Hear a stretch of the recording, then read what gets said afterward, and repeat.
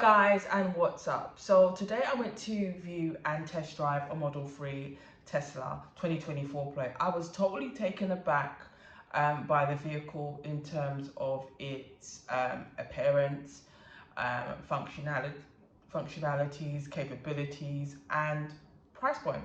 As I feel like it could pass as a supercar just by its appearance alone.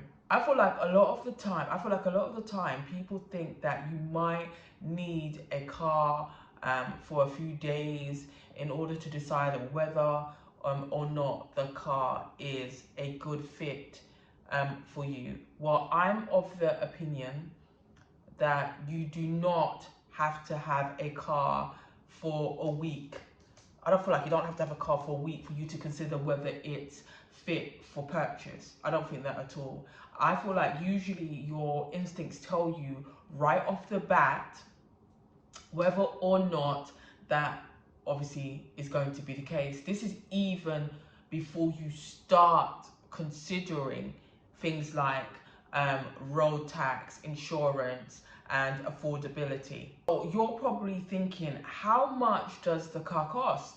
Given its kind of sleek, refined look, as the Model 3, in my opinion, has a look of a Lamborghini or even a McLaren, which are obviously in the region of 335,000. Well, you will be surprised you'd be surprised that to actually hear it's in the region of 40,000 all the way up to 50,000, which is amazing. And this is obviously dependent on whether or not you're gonna get, or whether or not you're obviously considering customizations. The more customizations you require, the more it would obviously cost. I think it's clear to say that Musk wants to drive the initiative of everyone driving affordable Tesla cars. Tesla is the future, right? When it comes to electric cars, and has set the tone or set the precedence for other car manufacturers. That is what I think. Have you guys seen the Model X Tesla? Now that is literally out of this world.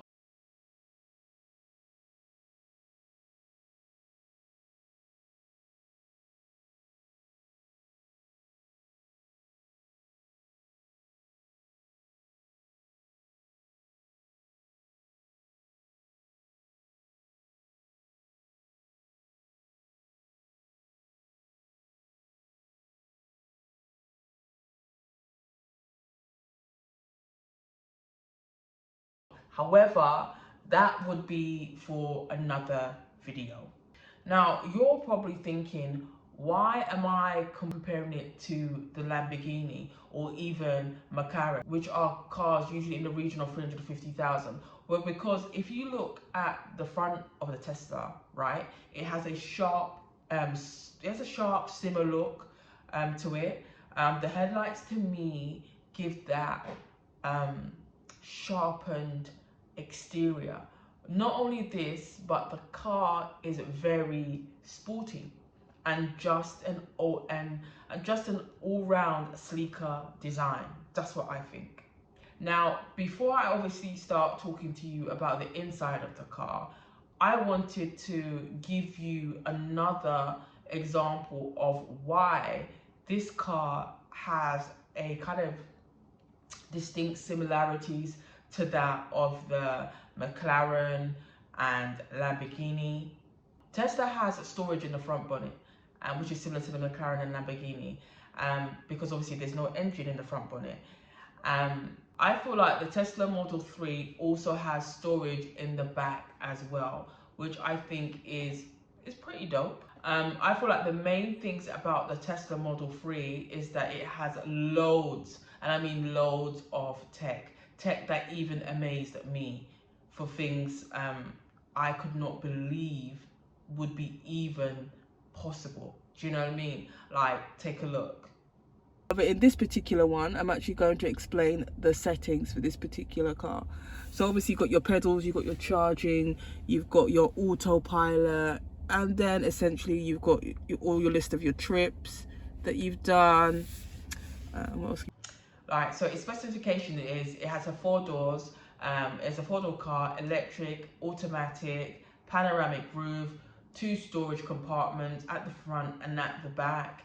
And you're able to obviously get the car in short or obviously long range. Now, what I really love about this car is that you can obviously download an app, right?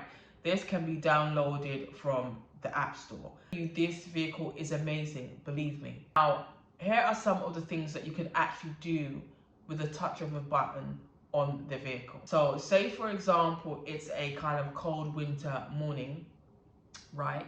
And usually when we get in a car, we preheat the car before driving off, right? Whilst obviously sitting in the car. However, with the app, you don't have to do this. You can control the settings of the car, obviously prior to obviously getting into it.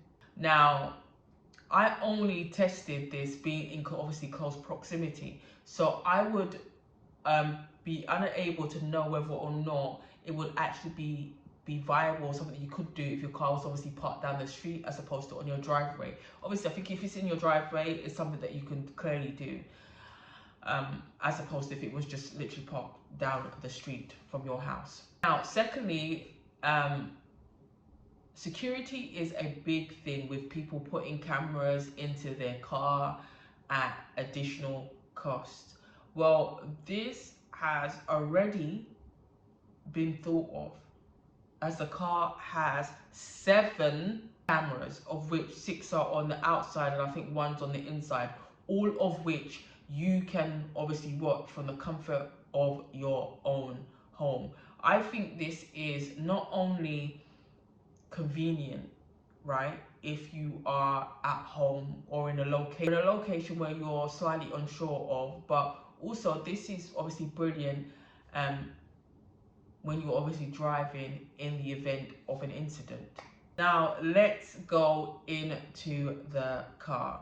Now the inside of the car is very much indeed revolutionary, I would say, right? I feel like it's spacious, it's got great design.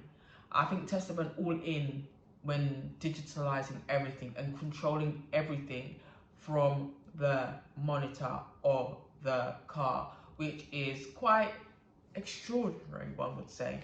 It's quite extraordinary, but it can be quite cumbersome at first, as it's clearly not the norm with vehicles. I feel like it is clearly definitely pushing the boundaries of innovation, 190%. I feel not only this, but Tesla has a digital user manual, actually, which can obviously be accessed on the monitor inside the car. You can listen and watch how to use the car, which I think is pretty dope. Driving tells you everything you need to know. So just imagine, instead of having a physical manual, you've actually got an online manual on the screen that's telling you everything, how to use it, what to do, and everything like that. If that's not forward thinking, if that's not forward thinking, I really don't know what is. Now, what I liked about Tesla is that to signal, you just click a button on the steering wheel. That's all you need to do, is just click the button on the steering wheel. Obviously, depending on whether you want to go left or right, and then obviously once you've finished clicking off or finished moving in that direction, you just click off, as opposed to using an indicator stick. Do you know what I mean?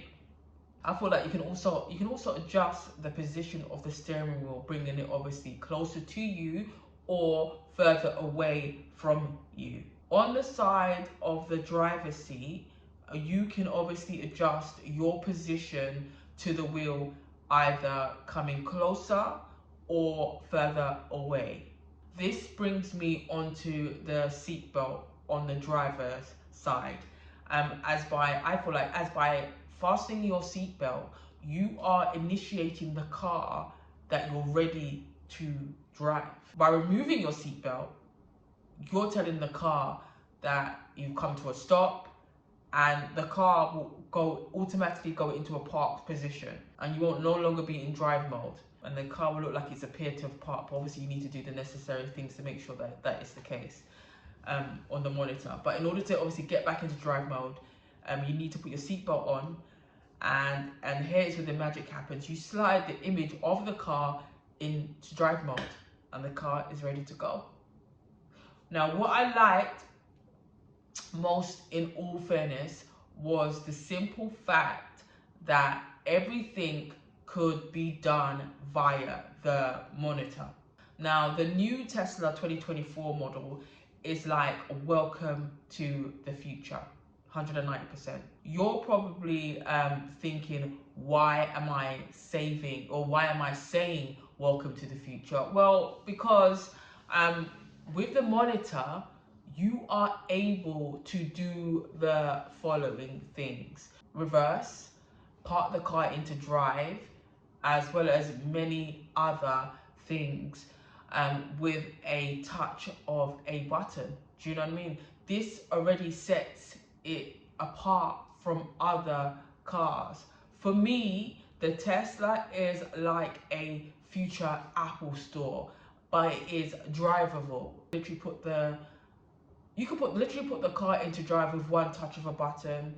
This already sets the tone of what type of experience you're going to obviously have. Autopilot. So you can put the car in autopilot. So when I mention that the car is autopilot, I'm basically saying it can essentially assist the driver when driving, but I was not able to obviously test that out, and I wasn't going to try to test that out. Now, the car also includes light recognition, so rear parking sensors, as well as picking up blind spots. So I noticed when obviously I came to a stop in the car at traffic lights, it basically picked up everything and everyone around me. Take a look.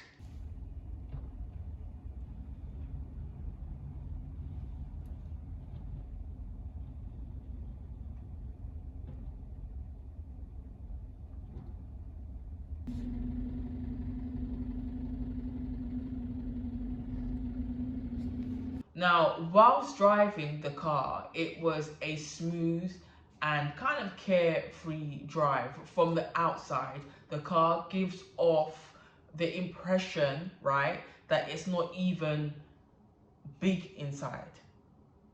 However, it's so spacious, absolutely so spacious.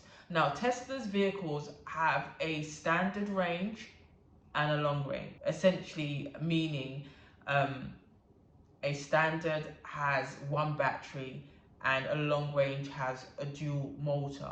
I think the fact that Teslas do not have a combustible engine essentially gives it advantages over other cars.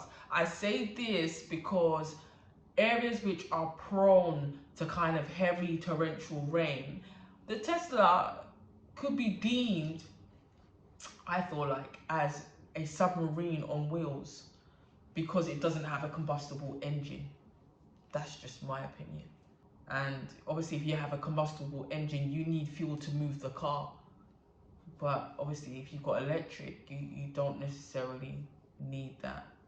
The point I'm trying to make is that combustible engine, if water gets into it, is a totally different ball game to a car that runs on batteries. Now the Tesla model is obviously a very vast car, 4 doors, electric, and is obviously an automatic. It's an absolutely beautiful car that gives you gives you the feel of a McLaren or even a Lamborghini, but not costing as much. I feel like it's affordable for everyone, and I think that is the objective Musk is trying to achieve. I think it's a brilliant car, but I had a little, obviously, panic attack whilst returning the vehicle. So I was returning the car back to base, But I ended up, you know, taking the wrong exit to parking, and ended up being on one of those spiraling car parks, right?